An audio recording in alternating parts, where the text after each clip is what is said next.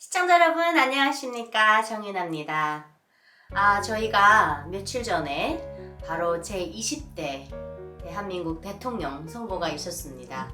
20대 대선이라고 얘기를 하더라고요. 저는 탈북민의 그 신분으로 대한민국에 와서 지금까지 한 두세 번 정도의 이런 대선을 보았습니다. 그런데 이번 대선만큼 정말 말도 많고 탈도 많고 정말 이 뉴스를 좀 재미있게 봤던 그런 대선은 없지 않았나 싶습니다. 물론 나쁜 쪽으로 좀 더 많은 그런 거였던 것 같습니다. 서로 두 후보 간의 그런 네거티브 그런 것들이 좀 많이 그 네거티브에 대한 그래서 서로 흠집내기, 상처내기 이런 것들에 좀 치우친 그런 좀 갈등을 많이 보여줬다. 그래서 어떤 분들은 TV에서 좀 제발 저런 거 좀 안 내보냈으면 좋겠다 할 정도로 굉장히 말하자면 스트레스에 시달리는 그런 분들도 봤습니다. 하지만 여러분, 탈북민인 제가 바라본 대한민국의 그 대선 어땠을지 여러분 궁금하지 않습니까? 일단 시작에 앞서서 제가 여러분들에게 말씀을 드린다면 대선이라는 것은 솔직히 말하면 제가 처음 겪어본 그런 겁니다. 북한에는 대선이 없거든요. 정말 지금까지 북한이 대선이라고 해봤자 뭐가 있겠습니까? 우리나라 국회의원에 해당되는 그런 당중앙위원회 최고인민회 대의원 이런 대의원 선거 때나 이제 저희가 선거를 하는데 그 선거의 모습이라고 해야 될까요? 선거의 뭐라고 그걸 설명을 해야 될까요? 선거의 그런 분위기나 이런 것들이 지금 대한민국하고 비교해 봤을 때 정말 많이 다르거든요. 네, 그래서 오늘은 여러분들께 탈북민으로서 대한민국 제20대 대선을 어떻게 봤는지에 대해서 좀 설명을 드리려고 합니다. 일단 여러분 첫 번째는 제가 이제 말씀드리고 싶은 건 이 투표용지입니다. 북한에 이제 선거 투표용지가 있거든요. 이렇게 두 개로 이렇게 접어졌어요. 이렇게 해서 이렇게 양쪽 면으로 이렇게 돼 있는데 이 앞쪽에는 찍어야 되는 사람 이름이 아예 나와 있습니다. 한 명. 그래서 이름이 이렇게 나와 있고 뒤에 이렇게 양력이라고 해야 될까요? 아무튼 앞쪽에 이렇게 번호가 정해져 있으면 그걸 이렇게 갖다가 놓는 이런 거가 되어 있는데 일단 대한민국 대선 투표용지가 여러분 굉장히 깁니다. 보니까 들어보지도 못한 그런 당들 후보도 왜 그렇게 많은지 정말 깜짝 놀랐습니다.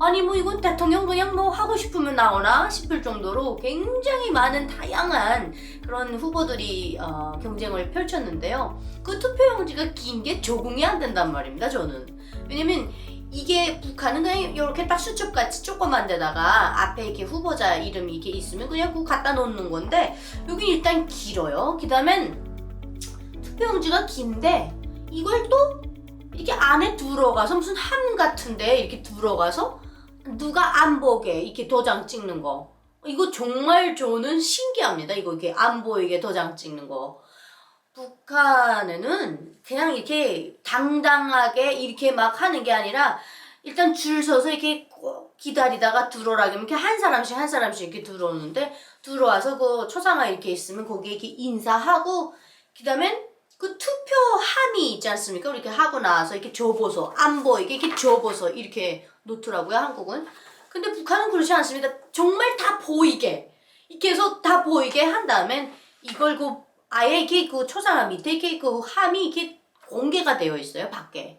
그럼 거기에다 이렇게 두 손으로 이렇게 딱 놓아야 돼요. 두 손으로. 정중하게. 두 번째가 뭐냐면 북한은 선거 때 되면 사실 이 여자들 같은 경우는 이 옷 때문에 며칠 전부터 밤잠을 못 자요. 이유는 뭐냐면 북한에서 말하는 조선 치마 저고리, 우리나라로 말하면 한복. 나 하나 하고 오면 또 다음 사람 가고 또 다음 사람 가고 이렇게 해서 한복을 이렇게 막 돌려 입는단 말이에요, 서로. 그러니까 한복 맞추는 거 그거에 그렇게 스트레스를 많이 받아요, 북한의 여성분들은. 그러니까 아니 근데 우리나라 분들은 투표하러 가는데 정말 그 설미 언니가 이런 말을 했는데 삼선 슬리퍼 찍찍 끌고 나오고 막 이거 추리닝 뭐 이런 거 툭 입고 나오고 그냥 틱하고 뭐 이렇게 하고 탁 아주 쿨하게 가던데 북한에선 그 상상할 수가 없는 일입니다, 여러분. 세 번째로 이제 그 놀라웠던 거는 뭐냐면 강제성이 없는 이 투표 그 시스템을 보면서 야 이거 정말 한 번도 경험해보지 못한 그런 경험이다. 이거 이번에 대선 20대 대선 제가 예전에도 이렇게 뭐 이명박 대통령, 박근혜 대통령 대선이 있었습니다. 근데 문재인 대통령도 있었고 근데 이제 사실 한국에 적응이 잘 안 되다 보니까 감히 나 따위가 뭐 뭘 안다고 누군가를 평가해서 그분을 찍을 수 있을까 이런 마음을 가지고 있댔어요. 그러니까 안 했댔는데 이번에는 해야 되겠더라고요. 왜냐면 앞으로 5년 길게는 다음 그 대선을 넘겨받을 그 대통령까지도 영향이 미치거든요. 이게 뭐 오바마 대통령 시기에 미국 경제가 많이 안 좋아졌다 그러지만 사실은 오바마 대통령이 올라올 때 이미 그 리스크를 가지고 올라왔거든요. 경제 리스크를. 그러니까 그걸 뭐 오바마 대통령이 그냥 이렇게 다 뒤집어 맞은 거죠. 그러다 보니까 그 트럼프 대통령의 슬로건이 뭐였습니까? 뭐 Make America Great Again 이거였잖아요. 미국을 다시 부강한 나라로 이런 구호가 나왔던 거잖아요. 그러니까 그만큼 경제가 안 좋은 거에 대한 불만이 컸기 때문에 트럼프 대통령이 그걸 제대로 공약한 거지 않습니까?